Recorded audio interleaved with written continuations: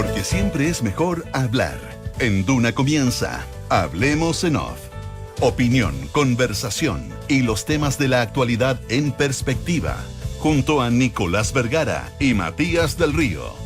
Auspicio de Nueva Clase E de Mercedes-Benz. Evoluciona contigo. Vitel Energía. Tecnología eléctrica a tu servicio. Los beneficios únicos de tus tarjetas BCI suenan bien. Planifícate y viaja sin límites con Mita. Prudential AGF, en alianza con AFP Habitat. Somos GTD, más que tecnología. Universidad Andrés Bello, acreditada en nivel de excelencia en todas las áreas. Digitaliza el área de recursos humanos con Talana. Y tu vida más tranquila, tu vida más consorcio. Duna. Noticias y sonidos de tu mundo.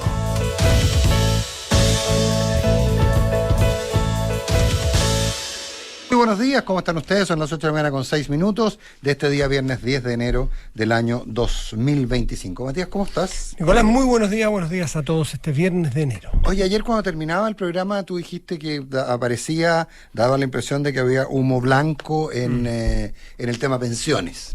Con un agregado, que era una intervención directa, ¿no? Directa del presidente Sí. de la República, informal, pero con los documentos, con el documento que yo leí. En términos de tratar de bajar la misma tensión que él había generado a partir de ese acto por las pensiones con los candidatos o con los eventuales candidatos presidenciales. Y dando la sensación, más bien comunicando que él entendía que para los dos lados que están en este acuerdo, en la izquierda y en la derecha, se pagan costos desde los extremos, se pagan costos duros, y que él comprendía los costos que estaba pagando la derecha tradicional, Chile Vamos, y que estaba dispuesto a pagarlos también él dentro de su sector. Entonces, no era una información concreta de algo, de un acápite del acuerdo, sino un espíritu, claro, que dirige, que vamos a lograrlo, tenemos que lograrlo, porque decía algo así como, en la comunicación que de la cual tuve acceso, del propio presidente, a una persona le decía, hay que lograr acuerdos, es demasiado importante lo que se va a lograr versus los costos que hay que pagar y que los pagarán ustedes y los pagaremos nosotros, pero es que hay que hacerlo. Bueno, Oye, ojalá que resulte. Sí, bueno, ahora, en términos muy generales, porque se sabe bastante poco, pero en términos muy generales, y lo que voy a decir no es información que ya se ha publicado en distintos medios, por lo tanto no estoy siendo infidente, hay un acuerdo respecto a un préstamo. El bono notable iría fuera del 6%, es decir, Mira. Quedaría absolutamente ratificada la lógica que el 6% entero va a capitalización individual, que esa era una de las banderas de lucha, por un lado de la derecha, por otro lado del oficialismo, digamos. Entonces eso se habría aceptado que el bono tabla fuera por fuera de la cotización, que tiene una ventaja práctica, que es que, como es por fuera de la cotización y se empieza a cobrar inmediatamente de cargo del empleador, pues el beneficio lo puedes hacer efectivo más rápido. 6% a capitalización individual. Eso cuesta aproximadamente $400 millones, el costo total, y eso lo pagaría ¿quién? No, pues lo pagaría el empleador. Extra el 6%. Sí, no, pero es que hay... el diablo está en los detalles. Sí, como tú dices, el diablo... No, sería extra el 6% de todas maneras.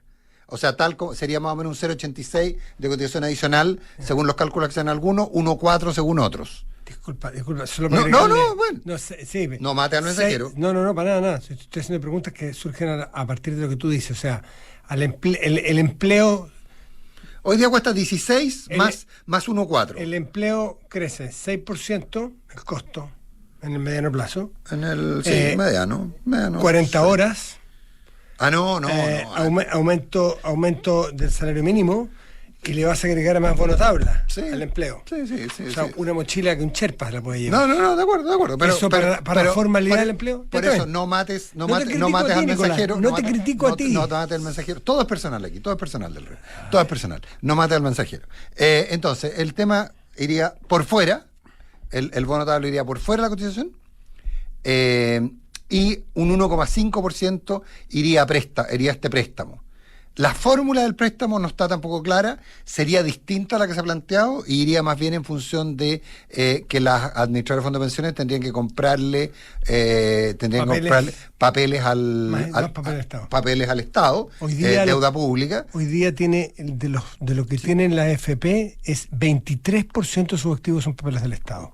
Claro, Es el último número. pero en el caso del fondo de IE es el 50%, en el caso El del promedio. fondo A y B es muy poquitito, entonces, bueno, pero efectivamente, entonces sería básicamente por la lógica de que se emitirían títulos de deuda pública, el título de deuda pública los comprarían la AFP, es decir, lo comprarían con el stock y con la nueva cotización, y eso permitiría entonces que se pagara esta garantía de 0,1 UF por año cotizado, no sé si por 5, por 15, por 10, no está claro, entonces eso entraría ahí.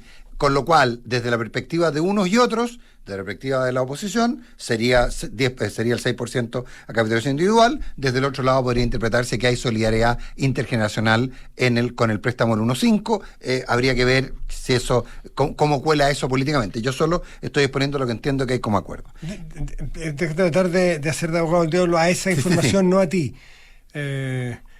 El intergeneracional, para recordar y refrescar conceptos, es para ir ahora ya en ayuda con platas frescas a personas que ya jubilaron, que ya están jubilados y que reciben jubilaciones insuficientes. A eso se trata, eso sería ese 1,5. De abogado del diablo quiero solamente decir que si a ti te obligan a comprar papeles, sean cual sean, a ti se te restringe la posibilidad de la rentabilidad. Hay menos rentabilidad. Si a ti te dicen, usted compre entre este y este papel, no salga a buscar al mundo los papeles dentro del espacio del riesgo que se te permite, compra el que te parezca más rentable. No, usted tiene que comprar tantos de estos, se va a ver afectada la rentabilidad. Supongo, pero es más detallado, que si a ti te obligan a comprar papeles de emisión pública, papeles públicos del Estado de Chile, a ti también te ampliarán la posibilidad de inversión en otros instrumentos que hoy día no están habilitados, por ejemplo en materia internacional. No estoy diciendo ir a comprar papeles hiper riesgosos, pero sí ampliar el margen de acción de los inversores en otros papeles. Ahora, para poder amortiguar la pérdida de rentabilidad que va a tener en la obligación del papel público. Lo que estás planteando, Matías, es muy profundo y es muy interesante como lo plantea, porque efectivamente hay que entender que aquí hay, para decirlo en términos muy simples, una suerte de efecto mariposa. Porque compramos papeles de una rentabilidad asegurada pero baja por parte del Estado, eso significa que el fondo de pensiones completo cae. Claro. Por lo tanto, tenemos que darle la oportunidad a que inviertan en activos más riesgosos para compensar aquello. Nada de lo que tú desajustes, la tuerca que tú aprietas en un lado genera que al otro lado la golilla la golilla te queda un poquito más dura, y ojo que no se te vaya a pasar porque puedes romper la lata donde estás atornillando. Entonces, sí, eso es. Pero yo solo lo escribo. ¿Y la industria? ¿Qué pasaría con la industria? No, entiendo que la industria no se toca. Básicamente, ¿por qué no se toca la industria, al menos por ahora? Porque sí habría alguna suerte de licitación de stocks. Pero ¿por qué no la industria se toca? Perdón, la pregunta es buena. ¿La industria dónde se toca? Alguna forma de licitación de stocks. Alguna forma. Que no está definida, que la verdad que todo el mundo coincide en que es muy difícil en la práctica de llevarla a cabo, pero alguna suerte de licitación de stocks quedaría puesta en la ley. Lo que no estaría incluido en la ley sería la división de la industria. ¿Por qué no estaría puesta en la ley de división de la industria? Básicamente porque los negociadores oficiales del oficialismo no encontraron ningún argumento técnico. Recordemos que esta discusión pasó de política técnica, digamos. Entonces, en la política está claro que hay que dividir la industria. En lo técnico está claro que no hay ninguna razón. No hay ninguna razón. El informe de la comisión, inclusive los expertos del propio oficialismo plantean que no hay que dividir la industria. Por lo tanto, sí podría haber alguna norma, alguna propuesta en términos de comisiones, en términos de... Refresquemos los conceptos. Dividir la industria es que lo que hacen hoy día las AFP, que es recaudar, invertir y pagar pensiones. Exacto. Pudiera dividirse, por ejemplo, en un momento se acuerdan que se habló de un ente público que es el que, que administraba. O sea, la ministra Jara habló el viernes de un ente público. Es decir, habría opciones de un ente público, es decir, no habría opción. Un ente público que administraría, recaudaría, administraría, etcétera, y habría entes públicos y privados que invertirían. Se licitan los para invertir. Ese era el de allá nos movemos hasta acá. De allá nos movemos a que no hay división de la industria. Eventualmente yo creo que sí podría caer por ahí, por lo que escuché, alguna suerte de opción de ente estatal al cual tú pudieras optar. ¿Tipo AFP estatal? Tipo AFP estatal, pero que no, parece que, porque con el tema, lo que pasa es que el problema práctico es que para, por ejemplo, la licitación de stocks, hay acuerdo entre los técnicos, salvo que en esa licitación de stocks pueda participar un ente estatal. Porque el ente estatal, por un lado, tiene ventajas absolutas respecto a llevarse a la licitación, y por otro lado, lo que me decía alguien ayer, que me hizo mucho sentido, me dijo, mira, si no necesariamente el ente estatal va a ser tan demente como para ir a pérdida. Por razones ideológicas puede que sí, etcétera, pero no está claro que eso vaya a ser porque lo puede manejar gente razonable. Si el problema práctico es que la presencia de un ente estatal en una licitación de stocks, con las ventajas que tiene el Estado, podría llevar a desincentivar al resto de los participantes. Ahora, la licitación de stock eventualmente, corrígeme tú, estoy pensando mientras tú lo dices, puede favorecer a la AFP, porque las AFP cobran en la entrada, no cobran por administración de stock.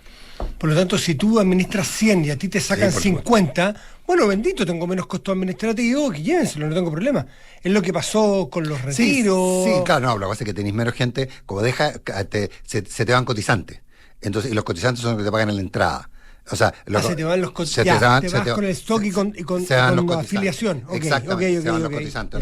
No, ahí tú pierdes. Ahora hay un par de datos bien interesantes respecto al tema de la licitación de stocks. Tú sabes que hoy día más del 50%, creo que el número exacto es el 54% de los cotizantes en una FP entraron vía licitación. Es decir, ya están las nuevas licitaciones con las licitaciones de afiliados. Recordemos Vital, que llevamos 10 años, Plan Vital 1, ya recordemos que llevamos, no me acuerdo desde cuando, me perdí, tendré que buscar la fecha, en que los que entran al sistema se licitan. Y entonces, esa gente mantiene el cobro, la comisión. El gran problema que ocurre aquí, que es una constatación, es que somos poco propensos a movernos con nuestro stock, incluso con rentabilidad no la miramos, incluso con precio o comisiones no la miramos. A veces alguno de nosotros, y yo lo invito a cada uno a revisar cómo es la historia de su AFP, si está cobrando una comisión al menos dentro del promedio, o si es hipercara, cómo le ha ido en la rentabilidad los últimos 2, 5, 10, 15 o histórico, porque la gente no se cambia. Pero hagan la pregunta que tienen al lado, ¿en qué AFP están? Hay algunos que le van a nombrar su ISAPRE. Hay algunos que le van a decir que no saben qué AFP están. Cuando tú no tienes la vocación o no tienes la costumbre o el hábito de la gente busque mejores comisiones y mejores alternativas, es requete contra difícil o infructuoso poner más competencia, porque la gente no aprovecha la competencia. Es distinto a una liquidación que tú tengas en una gran tienda, en retail o en otro producto. En las AFP o en las pensiones, la gente ve un producto tan lejano a utilizar, sobre todo los más jóvenes, que no tienen la preocupación inmediata de estar en un buen lugar. Por eso que es difícil ponerle más competencia y bajar comisiones, pero me imagino que por ahí va a haber algo, Nicolás. Yo ahí tengo dos puntos, dos temas. ¿Sabes qué? Yo, por los números que he visto, no sé si es tan claro que la gente no se cambia. Hay bastante, de hecho, por ejemplo, algunas AFPs que tenían captado a lo que salieron, se habían adjudicado la licitación de stocks, la licitación de afiliados, perdón, de nuevos afiliados, cuando perdieron la siguiente licitación, se les fue mucha gente, pero ellos captaron otra. O sea, por ahí tiene que, o sea, los números se mantienen estables, pero no sé si las personas. Eso es un dato más o menos formal. Por lo tanto, yo ahí también tengo alguna duda respecto a eso. No te lo podría asegurar. Y el punto práctico respecto al tema de la licitación de stocks es la presencia o no de una FP estatal, porque si se presenta una FP, si hay una FP estatal, la cosa se complica muchísimo por el desincentivo, etcétera, etcétera. Así que yo en ese sentido lo mantengo. Ahora, también, como te digo, bueno, un poco de lo que nosotros contábamos, del acuerdo, digamos, que alguien me mandó una minuta que agradezco, es más o menos lo mismo que estábamos diciendo: 4,5 a habitación individual, 1,5 a préstamo, bono dado a través del CIS, del Seguro de Invalidez y Sobrevivencia, 0,5% más aún o en discusión. La gradualidad de la cotización es 1, 0,65, 0,5 hasta terminar. Los años cotizados se habría llegado a acuerdo, según me dice alguien que me merece absoluta confianza, se habría llegado a acuerdo a una garantía de 13 años que las mujeres con 13 años de cotización recibirían esta 0,1 UF, ojo, con tope máximo de 2,5 UF. Es decir, estamos hablando de que lo más que podría subir una pensión sería un poco más de 95.000 pesos. La liquidación de stock sería de un 10% cada 2 años, precio fijo durante 4 años. Es decir, las AFP tenían que obligarse a tener precio fijo durante 4 años. 2 instancias para entrar y salir, una previa y otra posterior. Y hay se pretende diseñar una tabla de premios y castigos por rentabilidad hasta un 15%. El encaje, me dicen 15% de los ingresos anuales, no me calza. No hay separación de industria y, ojo, desaparece la licitación de nuevos aportantes, porque se adjudica la más barata, pero con libertad de hacerse cuando quiere. Bueno, es lógico, si vas a licitar los stocks y tenía un gallo que tiene la cuestión más barata, por default, todo el que entra al sistema tiene que entrar a la más barata y después esa persona puede o no salirse. Básicamente, eso es. Yo tengo, como te digo, creo que el miércoles en todo caso se va a votar, ¿eh? Sí, a ver, entiendo que esto podría llegar a votarse en la Cámara, hasta en la Cámara en enero. Ahora, lo que yo ya hemos hablado de lo técnico y donde hay acuerdo. Ahora, en lo político, Matías, yo tengo la sensación, ayer yo conversaba, estoy reemplazando en mano a mano desde la redacción de La Tercera a la Consuelo Saavedra, y tuve una larga y entretenida conversación con el diputado Winter. Y el diputado Winter me dijo con todas sus letras que que ellos no podían apoyar un proyecto que no incluyera separación de la industria y fin de la AFP, que no podían apoyarlo. Políticamente. Bueno, entonces cuando tú pones ahí el peso de la prueba, aunque la evidencia técnica te diga que no cambian las cosas, tú mismo te pillaste los dedos, porque entonces después, como si era tu bandera, y después te comprueban que esa bandera no era lo relevante, no era central en el problema, ¿cómo tú le explicas a tu gente, a tus seguidores, de que ese no era tema, de que en realidad ese no era un problema, era solo una bandera? Es decir, hay que tener cuidado, y esto es un aprendizaje para todos, que uno es esclavo de sus palabras y es esclavo de sus slogans y es dueño de sus silencios. Dueño de lo que callas, esclavo de lo que dices. 8 de la mañana con 22 minutos. Oye, salvo que ocurriera algo extraordinario, este fin de semana Renovación Nacional debería proclamar a Evelyn Matei como su abanderada presidencial. En términos objetivos, hay cosas que no pueden pasar, que se nomine a otra persona. ¿Qué es lo único que podría pasar en subsidio de que se nominara a Evelyn Matei? Que no se nominara a nadie. ¿Y que se genere una primaria? No necesariamente, no. Que en esta instancia hubo Consejo General y no se decidió quién era el candidato. Se podrá citar a otro, porque ellos se pedía un mínimo de 22 firmas para participar de una eventual nominación. Nadie las consiguió. Entiendo que el senador Chaguán las presentó, pero él tenía algún problema de plazo y de duplicación y de gente que no correspondía. Por lo tanto, hoy día, estatutariamente, digamos, en el Consejo General de Renovación Nacional, no se podría, lo único que se puede hacer es o no hacer nada o nominar a Evelyn Matei. Es decir, no hay otra opción distinta. Eso por un lado. Por otro lado, la discusión parece más de fondo es si la nominación, porque alguien podría decir, y tú algo lo planteas en tu pregunta, es que si no hay no hay candidato si se nomina a Evelyn Matei, entonces no hay primaria. Es que ahí viene una discusión que yo creo que sí se va a dar dentro del Consejo de Renovación Nacional, y que es la discusión respecto a que Chile Vamos tenga un candidato y Chile Vamos esté dispuesto a ir a una primaria amplia. Es decir, que Chile Vamos lleve un candidato a la primaria y que haya una primaria amplia abierta a otros candidatos, pero fundamentalmente abierta hacia amarillos, demócratas, en fin, hacia ese mundo.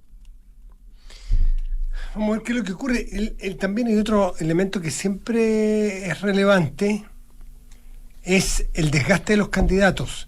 No vale la pena ganar tiempo mientras las encuestas no indiquen me refiero para Renovación Nacional, que objetiva y evidentemente no tiene candidato propio, que si tiene un candidato propio y si quieren levantar algo, aunque sea una cacheta de payaso, digamos, porque no es nada real, sencillamente es para poder darle, no sé, darle viabilidad o darle vitrina a un militante que quieran potenciar, pero no es para competirle a Evelyn Matei, porque dentro de Chile Vamos no hay competencia para Evelyn Matei hoy. Lo que sí es cierto que para RN o cualquier partido de Chile Vamos, entregar tan rápido el brazo, frente a la evidencia de que Evelyn Matei la lleva dentro de Chile Vamos, es que te quita, y eso puede ser verdad, te quita espacio de negociación para las listas parlamentarias, y esas cosas sí que es importante el día de mañana, porque son 4 años, o sea, pasa la elección y tú tienes bancadas, que si tu bancada es más pobre, tu bancada es más chica, tú tienes menos peso específico, así que eso en la política importa, en la política cotidiana. Esas podrían ser las únicas razones por las cuales RN quizás pueda forzar, aunque yo creo que la debieran nominar.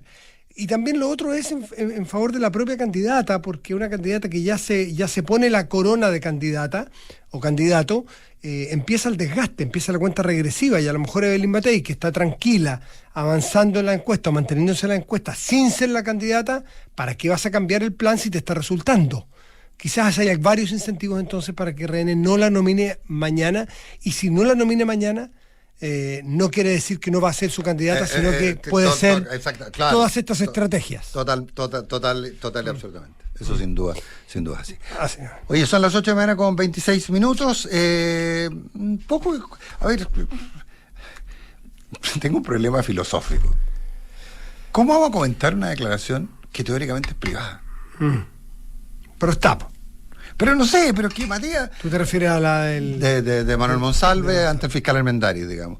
Porque hemos leído en la prensa que habló de esto, habló de lo otro, habló de lo demás allá. ¿Pero por qué lo sabemos? Porque prácticamente un live de Instagram, lo que se hacen las declaraciones. Hay puerta abierta.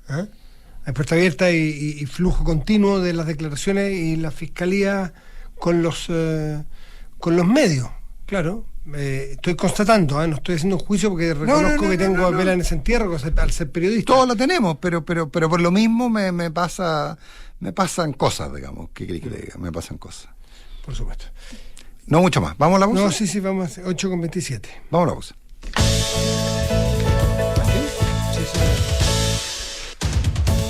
Cuando tienes un seguro de auto con más de 100 años de experiencia, haces tu vida más tranquila, tu vida más Consorcio, porque con Consorcio tienes el respaldo de su larga trayectoria cuidando a las personas. Cotiza el tuyo en consorcio.cl. Vitel Energía, especialista en soluciones eléctricas y de iluminación. Vitel cuenta con una red logística para entregar tus pedidos en todo Chile. Visita sus tiendas o la página web vitelenergia.com. Una revolucionaria innovación desarrollada por investigadores de la Universidad Andrés Bello permitirá a la industria agroexportadora enfrentar uno de sus mayores problemas, que es la pudrición de las frutas post cosecha. Más información en aporte.unav.cl. Planifica tus vacaciones con Mita, asegura tu auto al mejor precio y prepárate para llegar más lejos. No esperes más. Cotiza ahora en www.mita.cl. Elige tu destino con Mita Rentacar. Llega a Chile Prudential AGF, la alianza con AFP Habitat, para que ahora tengas más alternativas de ahorro voluntario para tu pensión con Prudential AGF. Conoce más de esta alianza en prudentialagf.cl. En GTD son más que tecnología, miles de kilómetros de fibra óptica y una robusta red de data centers. Conecta tu hogar y digitaliza tu empresa con la mejor experiencia. GTD, mucho más que tecnología.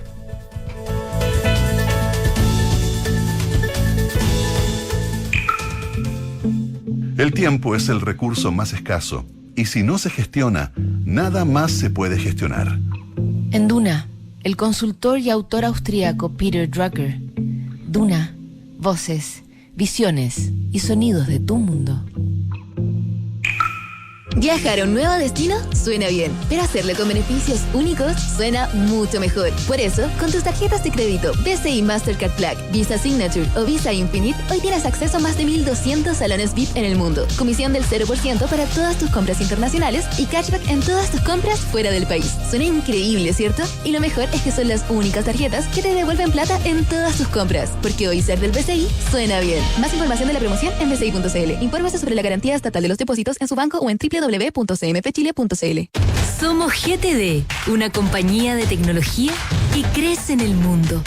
Somos más de 3.000 profesionales trabajando para entregarte la mejor experiencia en tu trabajo y en tu hogar. Somos los que te acompañamos cuando necesitas ayuda, los que te asesoramos en la digitalización de tu empresa, los que nos comprometemos a darte el mejor servicio. Somos el más que logramos cuando estamos juntos. GTD, más que tecnología. La nueva clase E de Mercedes-Benz redefine la elegancia y la tecnología, con un diseño atemporal y funciones inteligentes que conectan con aquellos estilos de vida más exigentes. Cada viaje se convierte en una experiencia única. Si buscas excelencia y valoras la innovación y la comodidad, la nueva clase E fue diseñada para ti. Nueva clase E de Mercedes-Benz. Evoluciona contigo. Encuéntralo en kaufman.cl y en nuestra red de sucursales a lo largo del país. Gestionar las vacaciones siempre es un desorden. Oh, sí. Antes de tener Talana me costaba ordenarlas. Incluso las olvidaba. A ver, para. ¿Talana? Sí, el software de gestión de personas que me simplifica todo. Mi equipo pide vacaciones, recibo las notificaciones y apruebo directo desde la app. Con Talana, simplifica la solicitud de vacaciones y activa el modo playa. Conoce más en talana.com. Talana, tecnología humana. Gas en polvo es el nombre de la innovación desarrollada por investigadores de la Universidad Andrés Bello y que permitirá a la industria agroexportadora enfrentar la pudrición de las frutas post cosecha, uno de sus desafíos más críticos. Una revolucionaria solución que fue desarrollada en los laboratorios de UNAP y que gracias al trabajo colaborativo con el sector privado está en vías de llegar al mercado. Universidad Andrés Bello, acreditada en nivel de excelencia en todas las áreas. Vitel Energía, especialistas en soluciones eléctricas y de iluminación. Somos líderes en distribución e importación de materiales eléctricos, con más de 40 años participando en los principales proyectos de inversión a lo largo de todo el país. Vitel Energía, soluciones para los sectores de construcción, minería, energía y agroindustria. Contamos con una red logística para entregar tu pedido en todo Chile. Vitel Energía, visita nuestras tiendas o nuestra página web, vitelenergia.com. A nadie le gusta hacer trámites, ¿cierto? Pero cuando tenemos que hacerlo, siempre buscamos una atención rápida, cercana y resolutiva. Por eso ahora tenemos un nuevo servicio de atención vía WhatsApp, para estar aún más cerca de ti. Presentamos a Sofía, nuestra nueva ejecutiva virtual. Hola, estoy aquí para resolver tus dudas. Hablemos por WhatsApp. Con ella puedes obtener tus certificados rápidamente, actualizar tus datos, ver el estado de tus cuentas y también gestionar tus claves. Porque estés donde estés, estamos. AFP Habitat, más de 40 años juntos, haciendo crecer tus ahorros. Prepárate para llegar más lejos con los descuentos de Mita, Rentacar y Full Copec. Reserva hoy en mita.cl y accede a un cupón de descuento de 50 pesos por litro de combustible, además de un 25% de descuento en tus arriendos diarios de autos. Mita, elige tu destino. Nosotros te llevamos. Promoción válida solo para clientes Full Copec. Imagina tener los mejores cuidados para ti y tu familia. Contrata tu seguro full ambulatorio libre elección consorcio y atiéndete en las mejores clínicas a lo largo de todo Chile con hasta 70% de cobertura ambulatoria. En Consorcio tienes tu banco, tu seguro y la tranquilidad que necesitas para avanzar. Tu vida más tranquila, tu vida más Consorcio. Cotiza 100% online en consorcio.cl. El riesgo es cubierto por Consorcio Seguros Vida. Esta información representa un resumen de las coberturas. Más información de las características y condiciones de este seguro en consorcio.cl o en cmfchile.cl. Sigue la conversación en los sonidos de tu mundo. Esto es Hablemos en Off, en Duna 89.7 FM y Duna.cl. El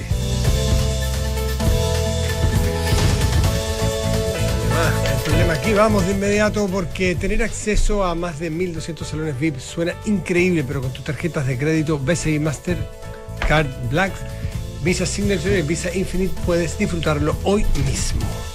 Nueva clase E de Mercedes-Benz, evoluciona contigo. Encuéntrala en kaufman.cl o en la red de sucursales de sucursales Kaufman a lo largo del país. Y con Talana, el software de gestión de personas simplifica procesos de pago, asistencia y más. Gracias a Talana puedes tener más tiempo para dedicarlo a la toma de decisiones estratégicas. Entra a talana.com y simplifica las gestiones de personas. Son las 8:34. Está con nosotros un amigo de la casa, el abogado Francisco Cox, con quien vamos a hacer una aclaración previa, porque creo que es importante hacerla. Francisco Cox es uno de los abogados, forma parte del equipo jurídico que asesora, defiende a Larraín Vial. Nosotros lo convidamos para hablar de otra cosa y parte del acuerdo, dada la instancia procesal en la que se encuentra el proceso, el no preguntarle sobre el tema. Quiero hacer un disclosure total al respecto. No es que se nos haya olvidado, no que hayamos omitido. Nos interesa mucho hablar de Venezuela en su otro rol como abogado de derechos humanos con Francisco Cox. Por eso esperamos, eso sí, que apenas las circunstancias lo permitan, venga a este mismo estudio a hablar de ese caso. Pero quiero ser completamente, brutalmente transparente al respecto. Francisco, buenos días. Buenos días. ¿Cómo estás? Decir que hoy se inaugura un periodo presidencial nuevo en Venezuela. Es abusivo, ¿no? ¿Cómo? Es abusivo, ¿no? Hoy se inaugura, es una constatación. Sí. Un periodo presidencial que va desde el 10 de enero de 2025 o se entroniza un dictador al 10 de enero de 2031. Eso es de general a particular. Que lo que va a pasar es otra cosa. Y hay cosas que sabemos que van a pasar y otras que no sabemos que van a pasar. Lo que sí sabemos que va a pasar es que Nicolás Maduro, en el intento de usurpación del poder, intentará renovar por tercera vez consecutiva un periodo, y lo que no sabemos si va a pasar si Edmundo González Urrutia va a cumplir su compromiso o sus declaraciones de llegar a tierras venezolanas a intentar hacerse del poder que legítimamente obtuvo en las urnas con un 67% de los votos versus un 30% de los votos de Nicolás Maduro Moros. Esos son datos para después entrar a la conversación de lo que está ocurriendo. Sí, a ver, yo por supuesto en esta otra capacidad hablo como... Bueno, explica cuál es la capacidad, sí, porque eso es sí. importante. Yo soy miembro de la misión de determinación de hechos de la República Bolivariana de Venezuela, creada por el Consejo de Derechos Humanos de Naciones Unidas desde el 2019 a la fecha. Y nosotros básicamente lo que hacemos es monitorear, informar al Consejo de Derechos Humanos sobre violaciones a los derechos humanos que se están produciendo en Venezuela, y concretamente nosotros fuimos el primer organismo de Naciones Unidas en decir que en Venezuela se cometían crímenes de lesa humanidad. Esto antes que la Corte Penal Internacional empezara con su investigación formal. En ese momento hubo algunas críticas y creo que lamentablemente los hechos nos han dado la razón de que no solo en esos periodos que nosotros estábamos verificando desde el 2014 a esa fecha, sino que después también han continuado con estos crímenes de lesa humanidad. Y en estos momentos la situación es crítica. O sea, obviamente nosotros no hablamos de dictadura, no es nuestro mandato, nosotros no nos pronunciamos sobre el proceso electoral. Hubo otro organismo de Naciones Unidas que dijo que efectivamente las elecciones habían tenido problemas graves y que efectivamente no había transparencia sobre los resultados. Recientemente la oposición llevó a Panamá las actas. Las logró sacar de Venezuela. Las sacaron de Venezuela, lo que también habla de una maniobra logística bastante sorprendente. Y se las pasaron a Panamá, y Panamá las tiene en las bóvedas del Banco Central de Panamá como una prueba del fraude. Del fraude, según lo que dijo Naciones Unidas, ¿no es cierto?, electoral. Entonces, lo que hemos visto en este momento y lo que se está viendo en Venezuela es bastante dramático, porque quizás las personas no están tan familiarizadas de quiénes son los personajes internos de Venezuela. Pero Diosdado Cabellos es lo que se puede llamar como el brazo duro de el gobierno, y más bien alineado con las fuerzas represivas. Tiene control sobre la contrainteligencia, sobre la inteligencia. Pero eso es información, no es opinión. No, eso es información. Es información. Eso es totalmente así. O sea, se pueden ver las imágenes de Diosdado Cabello haciendo ejercicio con armas. De hecho, el presidente Nicolás Maduro, ha convocado a el órgano de dirección de defensa integral, que es un organismo que incorpora a la defensa nacional a civiles, a municipalidades, organismos comunitarios. Los subordina.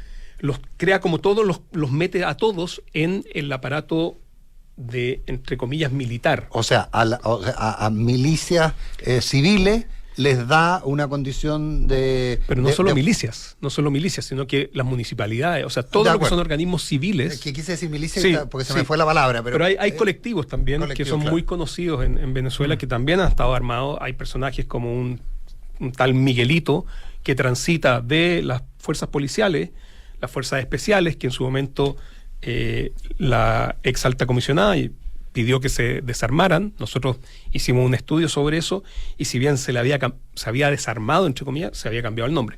Esta es la gente que está actuando, y por lo tanto, ayer, ¿no es cierto?, la líder de la oposición, lideresa de la oposición, María Corina Machado, hizo una manifestación, su aparición después de 100 y tantos días sin aparecer, hizo su aparición, y en un incidente, después de esa manifestación, fue interceptada por justamente civiles, esto en moto. Se dice que habrían disparado a la persona que ella la estaba transportando a ella, pero también con drones, también con fuerzas policiales, y que después la habían soltado. Entonces estamos viendo cómo dentro del aparato del Estado venezolano, las fuerzas más duras están tomando un control mayor, están teniendo un protagonismo bastante fuerte. Antiguamente siempre se hablaba de los hermanos Rodríguez como... Delcy y Jorge. Exacto, claro. Como las personas que eran como más abiertas a la diplomacia, al diálogo. En realidad, incluso bajo el aparente control de ellos, se estaban cometiendo crímenes de lesa humanidad. Y en ese sentido, la situación, como digo, fue muy dramática después del 28 de julio, y en este periodo previo también ha sido muy dramático. Se ha tomado detenciones a personas que mandan una señal, son detenciones selectivas, arbitrarias. Uno de las personas que está detenida es un destacadísimo defensor de derechos humanos que se llama Carlos Correa. Carlos, que lleva también un tiempo ya, ¿no? No, a él lo detuvieron hace 2 días. 3 días. Pero que había estado detenido antes.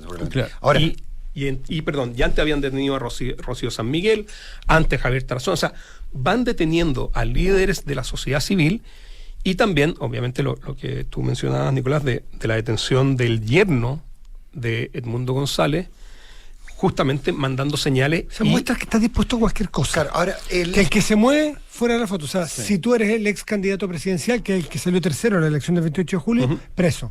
Al yerno de Edmundo González, preso. Corina Machado sale a la calle, detenida, retenida o secuestrada un rato. Yo no sé si... Entonces le dicen a Edmundo González, si usted vuelve, a usted le va a pasar lo mismo. Claro, porque Diosdado se lo dijo. Es que yo entiendo que, no sé si lo leí en el informe de ustedes o en alguna, pero lo leí en inglés porque me quedó guardada la expresión, que esta fuerza usaba mucho el catch and drop. Sí. Es decir, que atrapar, asustar a todo el mundo, esta persona esté algunas horas o muy pocas horas, un día, fuera, y después vuelve. Y que este catch and drop parece que en términos de efecto intimidante es muy grave porque en el fondo muestran el poder. Y además lo que está ocurriendo y se está convirtiendo en una práctica es que detienen y no se da cuenta del paradero de la persona. Por ejemplo, Carlos Correa todavía no se sabe dónde está detenido. Y a veces reconocen la detención y otras veces no reconocen la detención. Por ejemplo, Edmundo Márquez, que otra persona, ya lo reconoció Diosdado Cabello en una conferencia de prensa, pero Carlos Correa no se menciona. Entonces, el efecto de intimidación es muy, muy grande. Y también se está deteniendo hay 6 dirigentes políticos de 20 Venezuela, 7 más. Julio César Balsa es uno de ellos. Exacto. O sea, están deteniendo a mucha gente para mandar señales a distintos grupos. Esto lo que hace es, obviamente, generar temor fundado de que se va a ser detenido o que se puede ser detenido arbitrariamente. Y el problema es que, efectivamente, si hay algunos que los sueltan, hay otros que los dejan permanentemente. O sea, Rocío San Miguel, que es como que hubiesen detenido en su momento a Nelson Caucoto acá en Chile, con Carlos Correa es algo similar, sigue detenida. Y, no obstante que tiene doble nacionalidad, es ciudadana española. O sea, la situación es efectivamente de total desparpajo frente a... Francisco Cox, sigue habiendo centros de detención con especialidad en violación de los derechos humanos. Está el Helicoide, Rama Verde, me parece que se llama, o Ramo Verde, que son cárceles. Bueno, en el caso del Helicoide es adaptada a cárcel, era un mall. Iba a ser un mall, Sí. que era una obra de arquitectura de los años 80, que era muy Bien simbólica, bien icónica. muy icónica, en un cerro, se transformó en esta cárcel, pero dicen que en los subsuelos hay, no sé si ustedes tienen constatación, hay permanente y violaciones de derechos humanos, sistemáticas violaciones de derechos humanos. Claro. ¿Sigue ocurriendo eso? Sí, o sea, nosotros lo que vemos y lo que hemos visto, y en nuestro último informe lo dijimos, es que la política de Estado de silenciamiento y aplastamiento de la oposición está vigente desde el 2014 y nunca ha parado. O sea, sigue igual. Hay pics de mayor tortura o menor tortura, pero la tortura se sigue practicando, la violencia de género y violencia sexual se sigue practicando. Las personas, y como digo, se ha agregado esto que no se reconoce la detención, que en términos de derecho internacional de los derechos humanos se denomina una desaparición forzada de corta duración, lo que obviamente genera mucha angustia. Pero además, lo que vimos después del 28 es que se están usando las cárceles comunes para enviar también a mezclando los complejos comunes con cárceles que además no tienen mucho control por parte del Estado. O sea, por ejemplo, la cárcel de Tocorón, de donde viene el Tren de Aragua, es justamente una cárcel donde han enviado a niños, niñas y adolescentes, o sea, niños de 16 años, que si bien han liberado a algunos, no han liberado a otros. Hacen estas formalizaciones masivas, donde no se puede identificar la participación de cada uno. Entonces la situación es muy, muy preocupante. Ahí está, a esta altura, comentaba yo esta mañana con una persona, me decía, bueno, ¿qué irá a pasar? Da la impresión de que no va a pasar nada, porque también genera la sensación, Maduro y su gente, que están, más que intentando dirigir un país, están intentando salvarse ellos. Porque a estas alturas parece sobrevivencia de este grupo que tiene cooptado el poder y usurpado el poder en Venezuela, porque probablemente al 2025 los tribunales internacionales, si Maduro deja el poder, le va a caer la fuerza de la ley.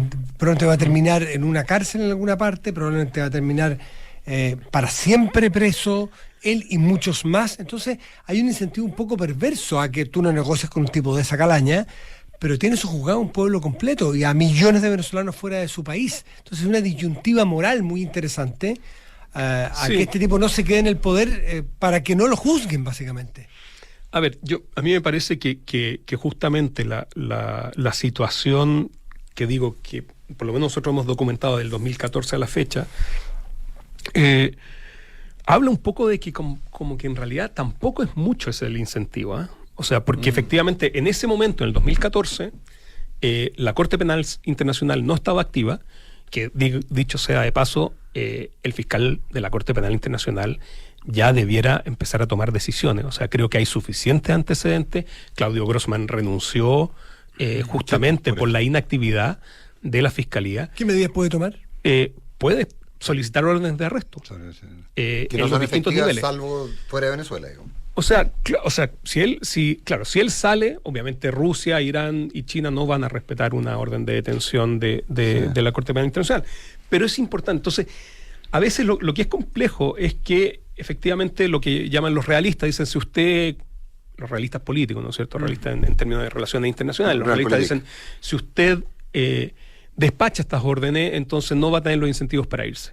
A mí me parece que la estructura que hay dentro de Venezuela es mucho más compleja de solo Nicolás Maduro. O sea, esto es algo que están... O sea, yo me reía, sinceramente, perdón que lo diga así, cuando acá gente comparaba, creía que el señor ¿cómo se llama? Padrino López iba a ser el Matei chileno. O sea, de verdad no... O sea, por una parte era un poco triste porque se ve que no han leído nuestro informe, porque el señor Padrino López es parte de la estructura represiva y está metido en esa estructura represiva. Ya parecía como el... Y entonces acá lo comparaban como un posible héroe, un posible persona que iba a dar la salida. La verdad que en este momento el engranaje represivo en Venezuela tiene tantos niveles que es muy difícil de desarticular, y por lo tanto, por eso digo que hay que estar atento a quiénes son los que toman protagonismo. Y Diosdado Cabello está tomando un protagonismo muy, muy fuerte, lo que da una señal de mayor dureza, claro, y mayor represión y mayor persecución. Y como decimos, nosotros dijimos en ese informe que efectivamente también se está cometiendo el delito de crimen de lesa humanidad de persecución. Es decir, en Venezuela tú tienes una serie de delitos de crimen de lesa humanidad que se están cometiendo, y lo que es muy grave acá es que es una política de Estado orquestada y dirigida desde el más alto nivel, pero pasando por toda esta estructura y por todos estos niveles de la organización estatal, donde hay ejecutores que pueden ser fungibles, hay personas que toman la decisión y transmiten la orden, y si tú además a eso metes situaciones como en el arco minero, que es la gran corrupción, donde en el arco minero, o sea, Venezuela es un país riquísimo, tiene oro, petróleo, coltán, o sea, es muchos recursos, con lo cual, de hecho, si ustedes ven el oro que hay oficial, que sale por el Banco Central de Venezuela, es mucho menor del que oro venezolano que hay en el mundo. Es decir, hay muchos incentivos para permanecer en el poder.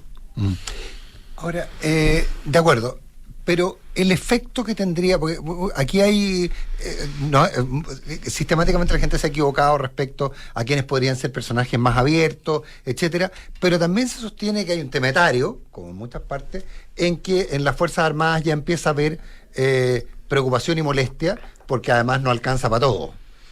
Entonces, podría, y aquí esto es una opinión, es casi desde la perspectiva de la opininología, pero en fin, ¿podría tener algún efecto una orden de detención de un tribunal penal internacional, una orden de detención dentro de Venezuela? Es decir, que hubiera algún tipo de división interna que llevara a decir, esta cuestión se pasó de castaño oscuro.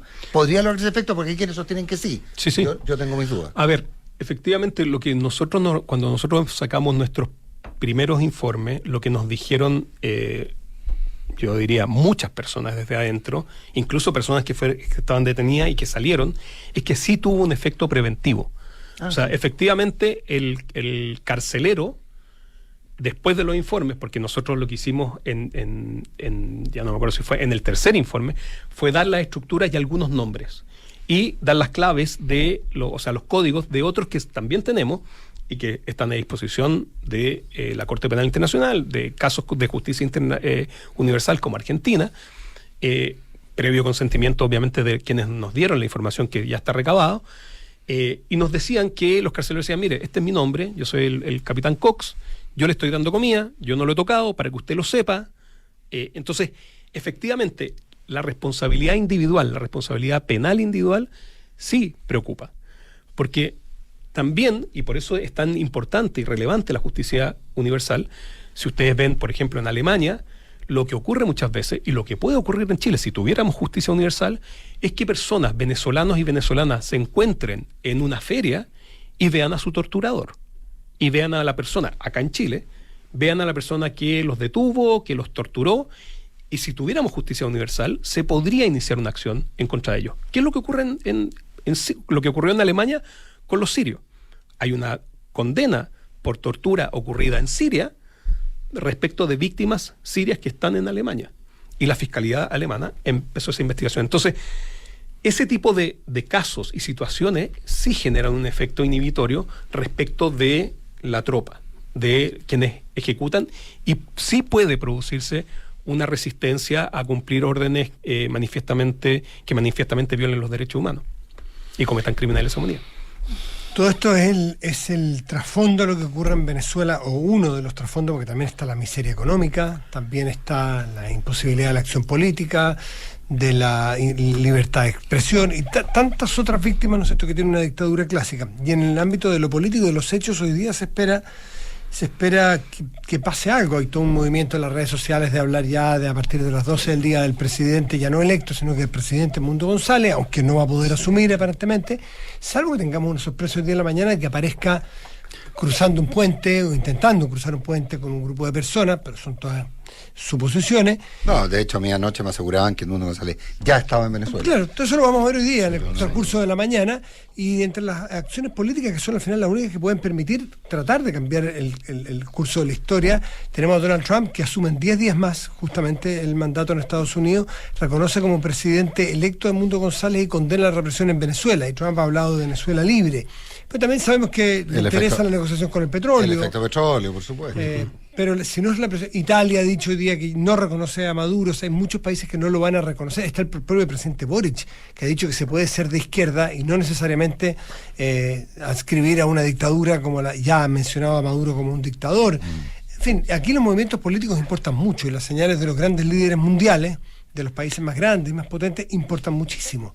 Pero no sé si va a cambiar el curso de lo cotidiano en una Venezuela dictatorial. Sí, o sea, yo creo que Venezuela, su ¿cómo se llama? Gran problema y su gran fortuna es la cantidad de recursos que tiene y el interés que genera. Si uno ve el ejemplo de Nicaragua eso ya está casi consolidado y ya lo olvidamos casi. Costundido un poco ya. No y entonces es Venezuela. Claro, ¿por qué Venezuela es importante? Por el rol que puede tener, claro. Y tiene, o sea, y lo que es sumamente relevante de Venezuela es, obviamente, para el resto de la región, el efecto que produce con la migración, la cantidad de venezolanos que han emigrado, y que es dramático. O sea, uno se encuentra en distintas partes del mundo con familias que tuvieron que salir de Venezuela. Pero insisto que la comunidad internacional no puede quitar el ojo sobre Venezuela, y todos tenemos que cumplir nuestros roles. Y por eso me parece que la Fiscalía de la Corte Penal Internacional ya se ha demorado demasiado y tiene un rol que cumplir. Los fiscales lo que hacen es investigar delitos y tratar de que se sancionen esos delitos respecto a los responsables que los cometieron. Francisco Cox, abogado, en este caso, bueno, los abogados tienen muchos sombreros. Y hace muchas caras, ¿no? No, muchos sombreros. En este caso, como miembro del, ¿cómo se llama la misión de determinación de hechos. Claro, que nunca ha podido entrar a Venezuela. Que nunca hemos podido entrar. Que las fuentes son fuentes internas, o sea, tenemos fuentes internas, tenemos lo que se llaman insiders, que son personas que estaban adentro, que participaron de las fuerzas militares del gobierno, si se quiere, y que nos entregan información y documentación que nos pasan distintas fuentes y testimonios, por supuesto, y obviamente la declaración de víctima. Y mucha información pública, actas públicas, etcétera. Sí. Gracias, Francisco, que estés muy bien. Francisco Cox, un millón de gracias por estar con nosotros. Matías, nos vemos el lunes. lunes. Que tengan buen resto.